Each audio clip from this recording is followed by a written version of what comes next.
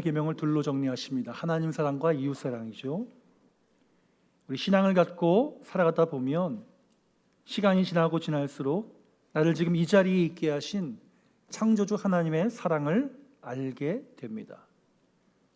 알게 되면 나도 하나님의 마음을 품게 되죠. 신앙으로 살아갈수록 하나님을 사랑하는 사람으로 변화하게 됩니다. 하나님을 사랑하는 사람으로 변화하게 되면 그 하나님의 마음이 내 안에 채워졌기에 자연스럽게 하나님의 사랑을 또 흘려보내게 되죠. 이웃사랑입니다. 그러기에 하나님 사랑과 이웃사랑은 떨어질 수 없는 것입니다. 하나님을 사랑하는 마음이 있으면 자연스럽게 이웃을 사랑하게 됩니다. 이웃사랑은 내 안에 하나님의 사랑이 자리 잡고 있다는 증거이고, 내가 믿음 안에서 하나님의 법을 이 땅에 나타내며 살아가고 있다는 증거입니다. 신앙인들은 삶의 모든 영역에서 하나님을 사랑하는 만큼 이웃 사랑하는 것을 스스로 실천하는 사람들입니다. 또는 제도로 만드는 일에 관심을 갖는 사람들입니다. 저희 신학대학원 때 우리 조직신학을 가르쳤던 교수님 가운데 한 분의 박사학위 지도 교수가 네덜란드 개혁파교회의 총회장도 하셨고 장로님이시고 그리고 대학 교수이면서 국회의원이었습니다. 나중에 그분이 국무총리가 됩니다. 그분이 하신 유명한 말씀이 뭐냐? 그리스도인의 사명 가운데 하나는 성경이 말씀하는 하나님의 말씀을 이 땅에 제도화시키는 것이다. 그분이 정치하는 목적을 거기에 두고 하셨고, 국무총리 한 10년 넘게 하신 것 같아요.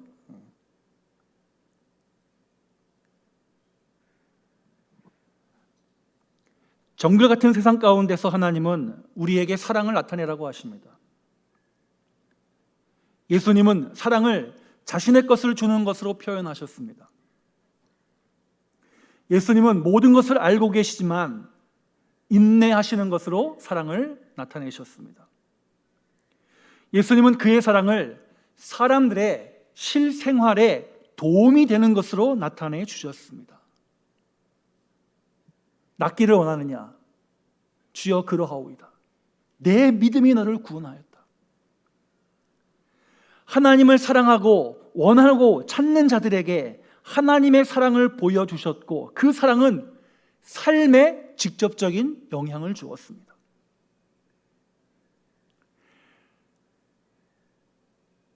예수님은 하나님을 사랑하는 모습과 이웃 사랑하는 모습이 다르지 않음을 그의 삶을 통해 보여주셨습니다. 하나님을 사랑하는 것이 곧 이웃을 사랑하는 것이었습니다. 하나님을 사랑했기에 이웃을 치료하셨습니다.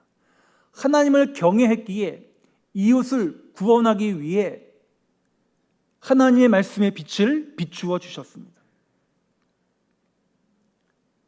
하나님을 사랑하는 사람은 이렇게 이웃을 사랑하고 하나님의 사랑을 흘려보내는 사람들이라는 것이 성경이 가르치는 가르침입니다.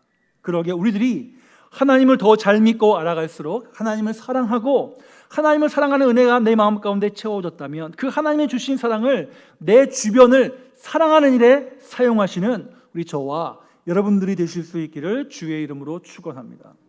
자, 오늘 15편 말씀입니다. 15편의 맨 처음에 보니까 표제시가 제목이 안 나와 있고 그냥 다윗의 시라고 나와 있습니다. 학자들이 이야기하기에 이 시는 절기 때, 6월절, 77절 그런 절기 때 이스라엘 사람들이, 유대인들이 예루살렘 성전에 와서 예배드리며 성전에 올라갈 때 부른 노래로 다윗이 그 노래를 듣고 지은 찬양시라고 추측을 합니다. 자, 이 시의 핵심은 무엇이냐? 절기 때 1년에 한 번, 두 번, 세 번 예루살렘 성전에 전국 각지에서 몰려오니까 그 사람들이 자신의 과거의 삶을 돌아보고 현재의 나를 바라보며 미래의 삶을 결단하는 가운데 누가 하나님의 성막에 들어가 하나님의 전에 들어가 예배하는 사람이냐? 누가 신앙을 가진 사람이냐? 누가 주의 성산에 거하는 사람이냐? 노래로 표현한 것입니다. 그 노래를 부르면서 내 1년간의 모습, 그리고 지금 성전에 올라가는 나의 자세, 이를 통해 앞으로 내가 어떻게 살아가야 되겠다는 다짐, 그것을 함께 묶은 것이 15편의 말씀입니다. 시편을 보면 여러 찬양의 노래들이 반복되어 나옵니다. 근데 요 15편 같은 경우에는 한 명이 선창을 하면 다른 사람들이 답가로 따라 부르는 노래입니다. 제가 예전에 그 전라남도 고흥에 장례식이 있어가지고 장례를 인도하러 갔는데 그 고흥 마을이었어요. 완전 끝에, 제일 끝에 바닷가, 해수욕장 있고 학교 하나 있는데 폐교됐고 교회 있고 마을이 있습니다. 근데 그 마을은 90% 이상이 다 교회 출석해요. 예전에 오래전에 선교사님이 들어와서 교회를 세웠고, 그리고 대대로 있으면서 그 동네는 교회 나오지 않으면 그 동네 생활을 할 수 없으니까 다 교회에 나오는 거예요. 근데 제가 왜 말씀을 드리냐면 장례식이라는데 굉장히 독특한 장례를 제가 봤습니다. 권사님이 나중에 권사님이라고 하시더라고요. 상여가 나오는데 상여 앞에 예수님 얼굴이 사진이 딱 붙어 있고, 권사님이 그 상여 앞에 나온 줄을 딱 잡고 선창을 해요. 선창을 하는데 다른 게 아니라 찬양을 해요. 찬송가를 선창해요. 근데 우리식으로 피아노 곡에 맞춰서 서양식으로 부르는 게 아니라 남도 민요, 창으로 찬양을 불러요. 그러면 그 찬양 앞에 쫙 부르면 그 따라가는 그 상여 뒤에 따라가는 모든 동네 분들이 다 아는 노래니까, 다 찬양가니까 그 찬송가를 같이 불러요. 그러면서 이렇게 그 예배하는 묘 위에까지, 하간 예배 드린 장소까지 쭉 이동을 하더라고요. 요 찬양도 마찬가지입니다. 앞에 한 사람이 맨 앞에 주의 성산에 오를 자 누구 오리이까 곡을 붙여서 찬양을 쫙 하면 그 다음 사람들이 2절, 3절, 4절, 5절을 함께 답가로 부르는 찬양입니다.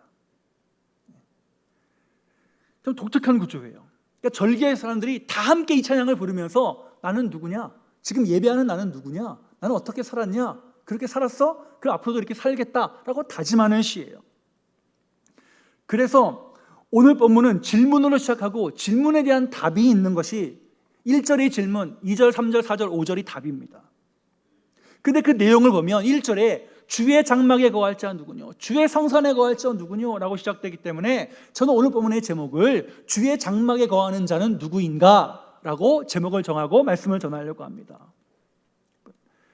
하나님이 계신 곳에서 살아가는 믿음의 사람들, 주의 장막에 거하는 자, 예배하는 자, 교회에 출석하는 자, 말씀으로 살아가는 자, 기도의 은혜로 살아가는 자는 누구인가? 오늘 본문이 증거하고 있는 이 말씀을 통해서 나도 말씀을 통해 나를 비추어 보고 나를 한번 돌아보는 은혜의 시간, 돌아봤다면 다시 한번 같이 믿음의 결단을 하는 은혜의 시간이 될 수 있기를 주님의 이름으로 축원합니다. 첫 번째, 주의 장막에 가는 자는 누구인가? 하나님의 마음에 합한 자가 되는 것입니다. 주의 하나님과 일치하는 성품으로 나아가는 믿음의 사람이라는 거죠. 신앙을 갖고 하나님을 예배하며 하나님 믿고 살아가는 사람들은 시간이 지나면 지날수록 내 안에 성령의 열매가 채워지는 것을 발견하게 됩니다. 우리는 이것을 가지고 믿음이 자란다라고 표현합니다. 하나님의 마음을 알게 되고 내가 하나님의 마음을 닮아가는 것은 아주 자연스러운 믿음의 과정입니다. 그 자연스러운 믿음의 과정 가운데 하나님의 성품을 닮아가려는 적극적인 모습도 그 안에 들어가 있습니다.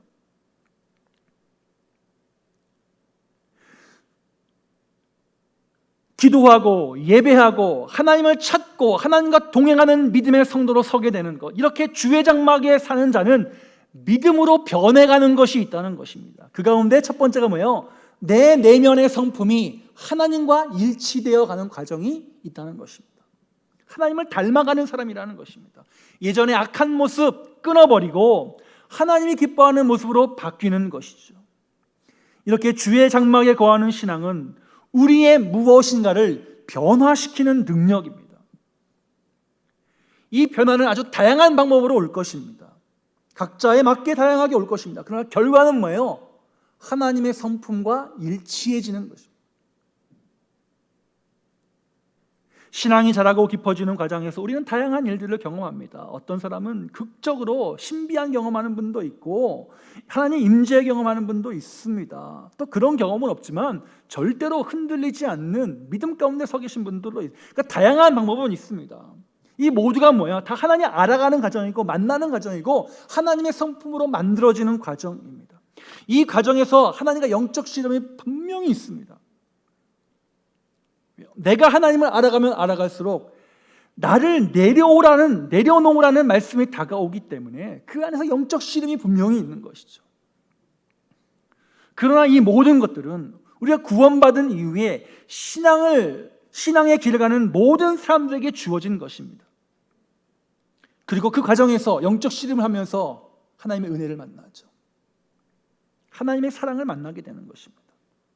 자, 그러면 오늘 본문이 말하고 있는 하나님의 성품과 일치하는 것, 여기서 하나님의 성품과 일치하는 내용 2절에 나와 있습니다. 세 가지죠.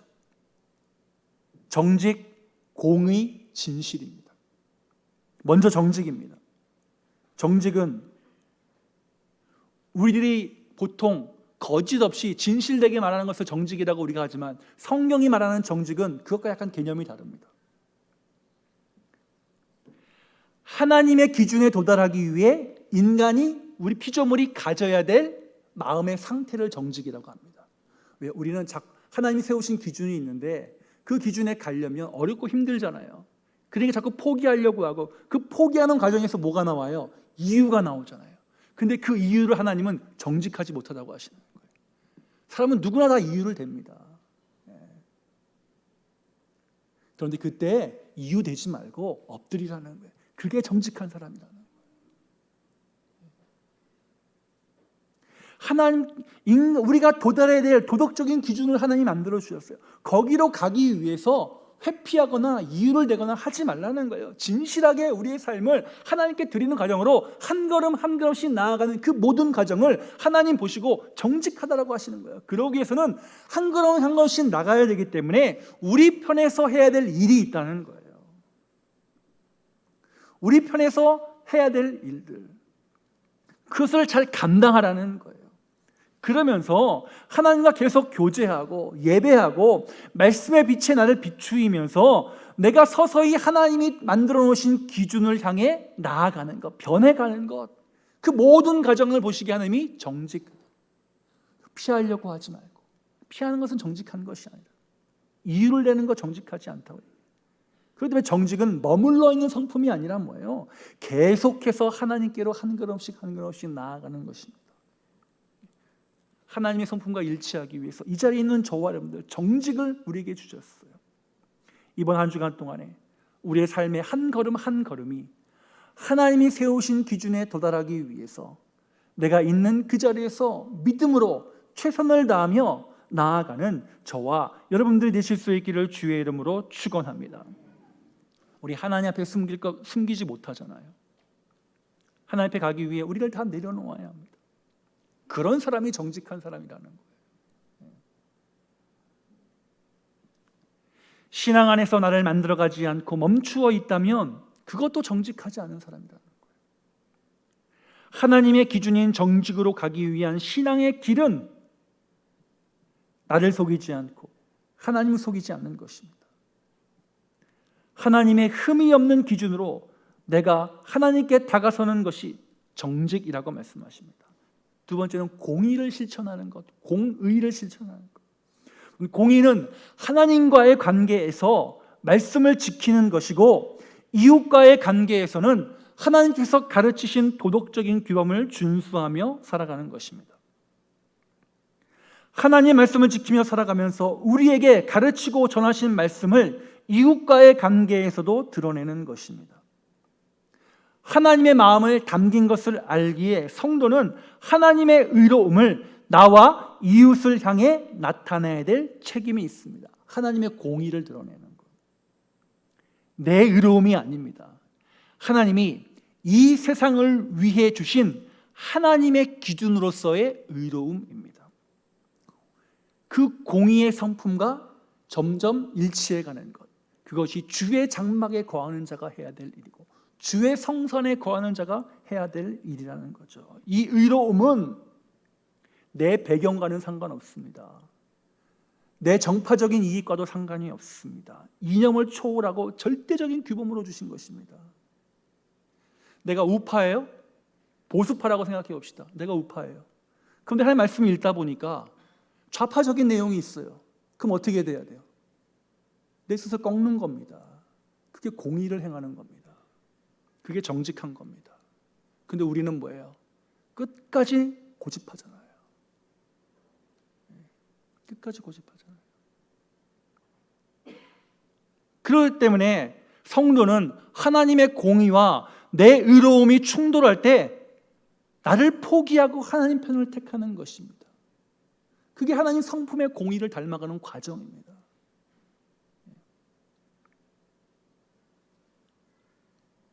그래야 하나님의 공의와 내 의로움이 충돌할 때 나를 포기해야 하나님의 공의가 나를 통해 이 땅 가운데 나타나고 퍼지게 되고 전달되게 되기 때문입니다. 그게 뭐예요? 주의 장막에 거하는 자, 주의 성전에 거할 자가 해야 될 일이라는 것입니다. 아마 이 사항은 아마 한국교회가 앞으로 더 많이 강단에서 가르치고 선포되어야 될 부분이라고 저는 생각을 합니다. 그 다음은 진실입니다. 정직, 공의, 진실을 말하는 것. 이 진실이라는 것은 뭐냐면 저 사람이 믿을 만한 사람인가. 신앙생활에 주의 장막에 거하는 자가 진실하다는 것은 뭐예요? 저 사람이 믿을 만한 사람인가.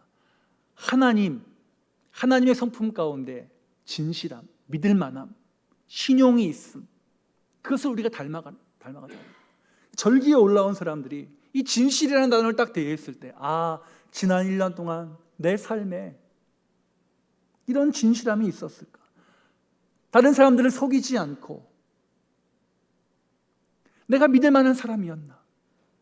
주님, 내가 그 1년간의 삶을 가지고 하나님께 나아갑니다.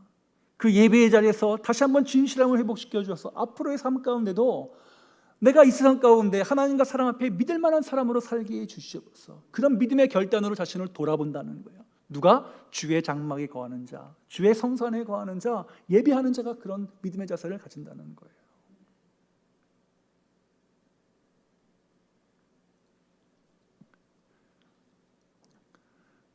내 생각을 사람 앞에는 속일 수 있지만 하나님 앞에는 속일 수 없습니다.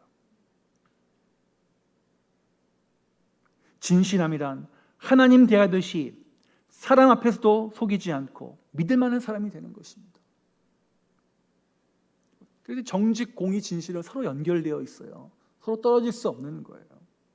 성경은 이것을 우리의 삶에서 적극적으로 나타내라고 하십니다. 주의 성전에 거할 자, 주의 장막에 거할 자. 우리가 하나님의 임재 안에 살아가기 위해 하나님의 성품을 적극적으로 닮아가고 나타내야 하는 것입니다. 하나님의 성품을 내 성품으로 만들어가는 작업을 할 때 우리가 하나님의 임재 안에서 살아가는 사람임을 증명할 수 있습니다. 이번 하나님의 기준으로 가려는 삶을 살 때 하나님은 우리에게 정직을 주실 것입니다. 하나님의 약속을 이루려는 마음으로 이웃과 더불어 살아갈 때 하나님의 공의가 임하게 될 것입니다. 우리의 마음의 생각을 잘 가다듬어 사람을 속이지 않고 하나님 앞에 하나님을 속이지 않는 믿을 만한 사람으로 인정받고 진실함 가운데 있을 때 나를 통해 내가 주의 성막에 거하는 자로 세워지게 될 것입니다. 우리 모두가 다시 한번 이 하나님의 성품에 일치되기 위하여서 더욱 하나님의 사랑을 구하고 하나님이 만들어 가시고자 할 때에 순종함으로 나를 주장하기보다 맡기고 하나님의 함께 하심이 날마다 내 삶에 나타나서 이번 한 주간 또 매일 삶 가운데 하나님의 마음과 일치되는 성품을 만들어가는 자리에 있는 주의 장막에 거하는 자리 될 수 있기를 주님의 이름으로 축원합니다. 두 번째, 하나님의 장막 안에서 살아가는 자의 특징은 이웃과의 관계에서 성공하는 사람들입니다.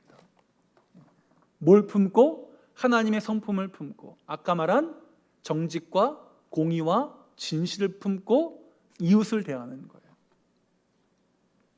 신앙은 교회 안에서만이 아니라 내가 있는 모든 현장에서 나타나는 것이라고 제가 늘 강조합니다. 이것이 영성이죠. 영성은 하나님과의 관계에서 성공하고 그 성공을 갖고 내 삶의 현장으로 나아가는 것입니다. 그렇기 때문에 영성은 종교성이 아닙니다. 영성은 일상성이고 도덕성입니다. 구약 성경에서의 영성은 곧 도덕성으로 나타났습니다. 그러니까 영성은 뭔 역할을? 손가락 역할을 하는 거예요. 하나님을 가리키는 손가락 역할을 하는 거예요. 어디에서? 내 삶에서. 그 손가락을 잘 만들어가는 과정은 어디에서? 교회에서, 신앙으로, 말씀으로 나를 비추어 만들어가서 밖에 나가서 사람들을 향해서 하나님을 가르쳐주는 거예요. 손가락 역할, 우리 일상에서.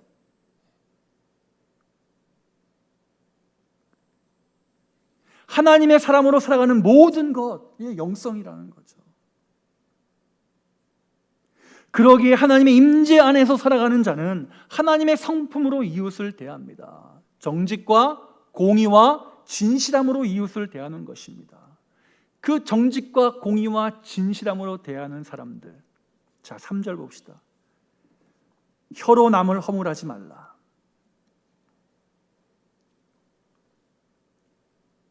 김 집사님, 이 권사님 좀 이상하지 않아? 안 이상한데? 그래? 일주일 있다가 혹시 이 권사님한테 서운한 적 있었어? 사람이 지나다 보면 서운한 적이 있어요, 없어요? 다 있죠? 있었지. 그러면 그 사람 어떤 사람이야? 딱 이 권사한테 가서 권사님, 김 집사가 서운하대.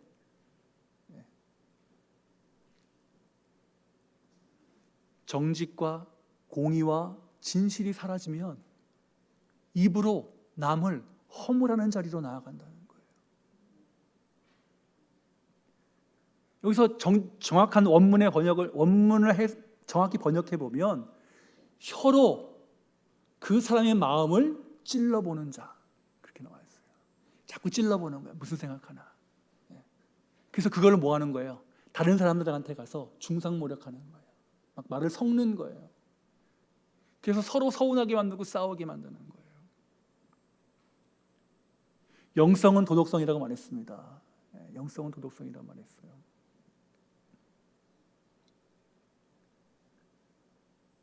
이거 하지 말라는 거예요. 정말 영적인 사람, 그거 하지 말라는 거예요.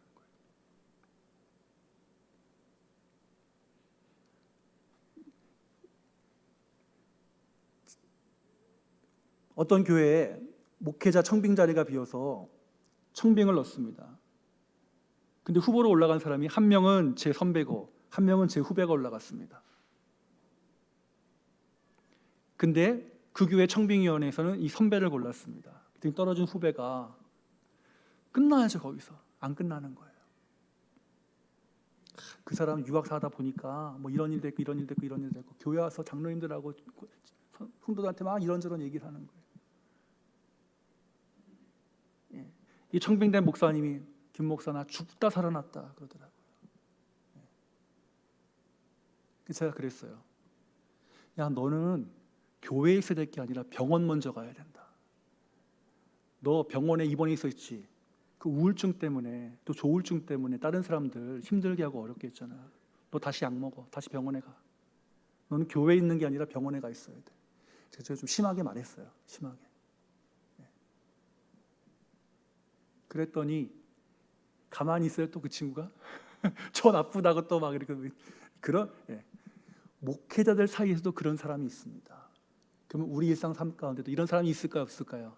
많죠. 현실은 혀로 남을 허무는 자들, 현실 사기에서는 비일비재한, 정글 같은 세상에서 비일비재한 거 아니에요? 에이, 그 목사 못됐네. 그게 아니라 이 얘기라면 뭐예요? 나를 비춰보는 거죠. 나는 정말로 혀로 남을 허물하지 않는 자인가 돌아보는 것. 주의 장막에 거할 자는 누구이냐? 혀로 남을 허물하지 않는 자이다.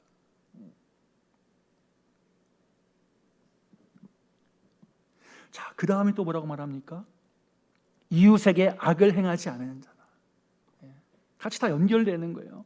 이웃을 비방하지 않는 자이다. 여기서 비방하지 않는다는 것은 거짓 증거한다는 거예요.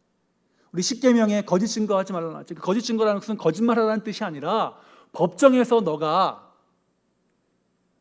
진술을 하러 나갔을 때에 그 사람이 너 마음에 안 든다고 거짓 증거하지 말라는 거예요. 거짓 증언하지 말라, 재판정에서. 너 이익 때문이나 그 사람과의 관계 때문에 거짓 증언하지 말라는 거예요. 왜요? 거짓 증언하면 그 사람 인생이 심각한 피해를 입는 것이다. 그게 하나님의 형상을 가진 사람이 해야 될 일이냐? 아니라는 거예요. 그거 금지하는 법이에요.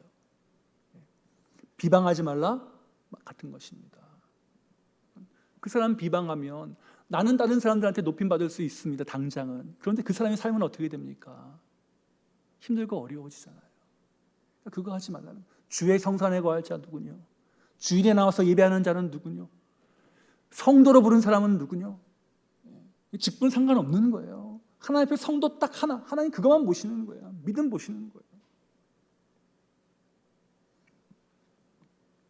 악의를 갖고 혀로 찔러보고 자기에게 유리하도록 하기 위해서 거짓 증거하고 이웃을 해한 목적으로 살아가는 사람들, 주의 장막에 거하기 위해 엎드려야 합니다. 엎드려야, 돌이켜야 하는 거죠. 성경은 이렇게 우리가 이웃과의 관계에서 행하는 모든 것들이 영성과 관련되어 있고 하나님의 성품과 관련되어 있다고 합니다. 정직, 공의, 진실. 주의 성막에 거하는 믿음의 사람으로 우리 모두가 다시 한번 이웃과의 관계에서도 하나님의 거룩한 영성을 드러내는 자리에 있는 저와 여러분들이 되실 수 있기를 주의 이름으로 축원합니다. 마지막 세 번째, 하나님의 장막 안에 살아가는 사람들은 분명한 믿음의 태도와 삶의 태도를 갖는 사람들이에요. 어떤 태도요? 하나님의 마음을 닮은 태도, 하나님이 기뻐하는 태도, 믿는 눈으로 살아가는 성경적인 태도를 갖는 것입니다.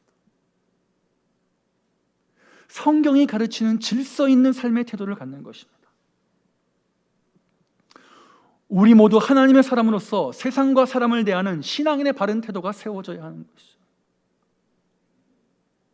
그 바른 태도 가운데 하나가 4절에 이렇게 나와 있습니다. 그의 눈은 망령된 자를 멸시하며. 정확한 번역은 하나님께로부터 버림받은 사람들을 따라가지 말며, 하나님께 거절당한 사람들의 말을 듣지 말며, 이런 뜻입니다. 그러니까 악한 사람들, 하나님께 버림받은 사람들, 하나님께 인정받지 못하는 사람들과 멀리하라는 거예요. 그들에게 귀를 기울이지 말라는 거예요. 그들에게 영향받지 말라는 거예요. 그들의 삶과 행동과 말을 부러워하지 말라는 거예요. 우리가 가져야 할 태도는 뭐냐? 하나님께 버림받고 하나님께 거절당한 사람들을 긍휼히 보는 것입니다. 불쌍히 여기는 거예요. 그를 위해서 기도하는 거예요. 따라가는 게 아니라 이끌어줘야 되는 거예요. 근데 우리 안에 있는 죄성은 자꾸 따라가려고 할 때가 있습니다. 그때마다 뭐예요? 아, 하나님의 성품이 내 안에 있나? 하나님의 정직, 하나님의 공의, 하나님의 진실이 내 안에 있나? 내가 주의 성산에 거하는 자요? 내가 주의 장막에 거하는 자인가? 질문하며 다시 제자리로 돌아와야 한다는 것입니다. 또 우리가 가질 태도에 대해서 말합니다. 하나님을 경외하는 자들을 존대하라. 하나님을 두려워하는 자들을 존대하라고 사절에 나와 있습니다. 이것은 뭐 따로 이렇게 말씀드리지 않아도 될 것 같습니다. 그러니까 성도가 성도를 같이 존대하고 서로 존중하고 서로 사랑하는 것, 주의 장막에 거할 자, 주의 성산에 거할 자가 해야 될 몫이라는 것이죠. 그 다음에 서원의 문제가 나와 있습니다. 서원하는 것은 해로울지라도 변하지 아니하며. 이것도 번역이 좀 까다롭게 돼 있어가지고, 좀 번역이 오해의 소지를 닮아가지고 있어가지고, 정확한 번역은 함부로 맹세하지 말며, 맹세를 서원으로 바꾸지 말며, 내 뜻, 내 고집, 내 생각으로 내가 이렇게 하겠다고 딱 하면서 연약한 사람들은 뭐래요? 하나님과 서원했다고 얘기한다는 거예요. 근데 하나님 보시기에는 야, 그거 서원 아니라 네 고집이야, 그냥 네 주장이야, 네 뜻이야. 그 사람 보통 사람들은 뭐예요? 서운한 것은 서운했기 때문에 무조건 지켜야 한다고 생각하잖아요. 우리 사사기를 봅시다. 입다가 전쟁에서 이기고 돌아와서 자기와 맨 처음에 마주친 자기를 환영하는 하나님께 제물로 드리겠습니다. 누가 나왔어요? 딸이 나왔잖아요. 근데 그거는 하나님께 서원도 아니거든요. 그냥 자기 뜻을 말한 거거든요. 서원이 아니기 때문에 그건 취소하면 누가 뭐라고 하지도 않아요. 그런데 입다가 뭐래요? 서원했기 때문에 행한다고 하면서 자신의 딸을 죽이잖아요.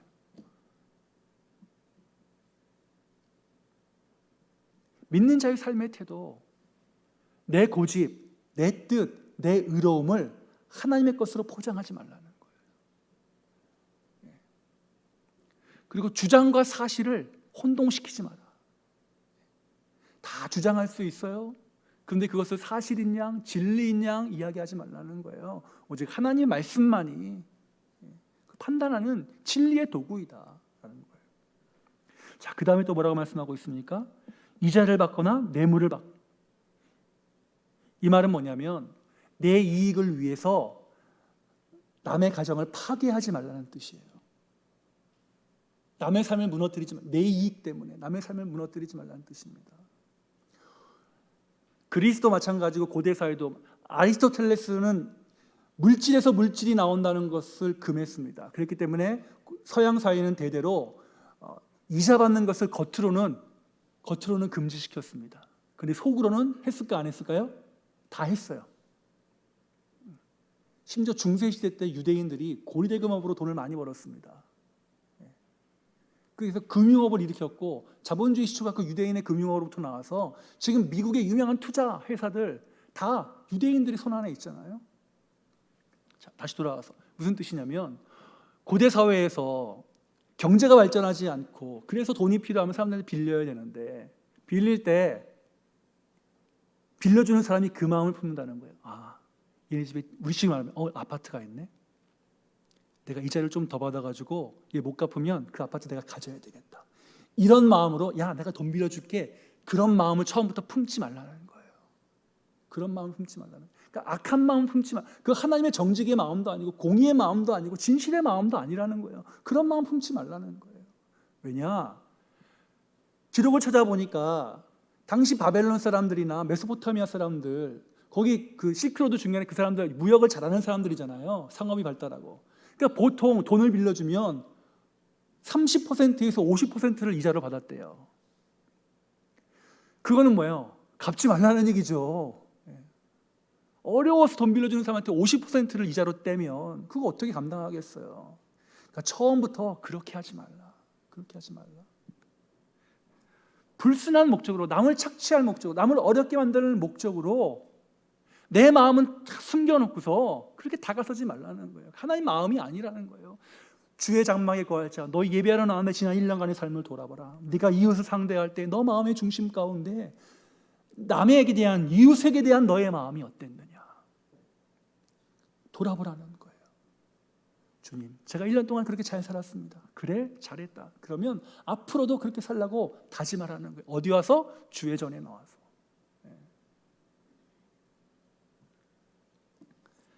그다음에 뇌물을 받고 무죄한 자를 해하지 아니하며. 동일한 말, 동일한 영역이죠. 내 이익을 포기하라는 것은 영적 씨름입니다. 나만 생각하지 말고 같이 살아가는 공동체의 일원이 되라는 말씀입니다. 주의 장막 안에 사는 사람의 삶의 태도의 문제, 삶의 태도. 어떤 태도 갖고 살아가느냐. 하나님이 세운 공의의 질서를 깨트리는 것은 하나님 백성의 태도가 분명히 아니죠. 모든 삶의 태도가 하나님의 법 안에 있으라는 말이고, 하나님 백성의 태도는 성경의 시선으로 바라보라는 하나님의 말씀의 태도는 분명한 것입니다. 그런 사람이 어떻게 해요? 주의 장막에 거하며 주의 성전에 거하는 하나님의 임재 가운데 살아가는 사람들이라는 것입니다. 하나님의 임재하심 안에서 살아가는 자는 삶의 태도가 하나님 편에 있는 사람입니다. 하나님의 임재하심 안에서 살아가는 자는 삶의 태도가 하나님 편에 있을 뿐만이 아니라 성경이 전하는 말씀대로 하나님이 주신 시선대로 살아가는 자들입니다. 우리 이번 한 주간 동안에 주의 장막에 거할 자 누구뇨? 주의 성산에 거할 자 누구뇨? 믿는 자의 분명한 삶의 태도, 하나님의 시선의 태도로 살아가는 우리 축복된 믿음의 한 주간을 만들어가는 저와 여러분들이 되시기를 주의 이름으로 축원합니다.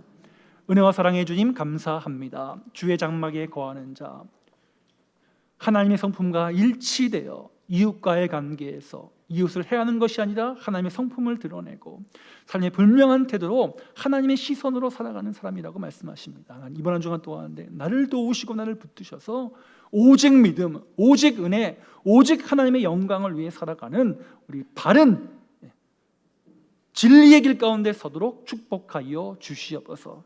감사드리며 우리 구주 예수 그리스도의 이름으로 기도합니다.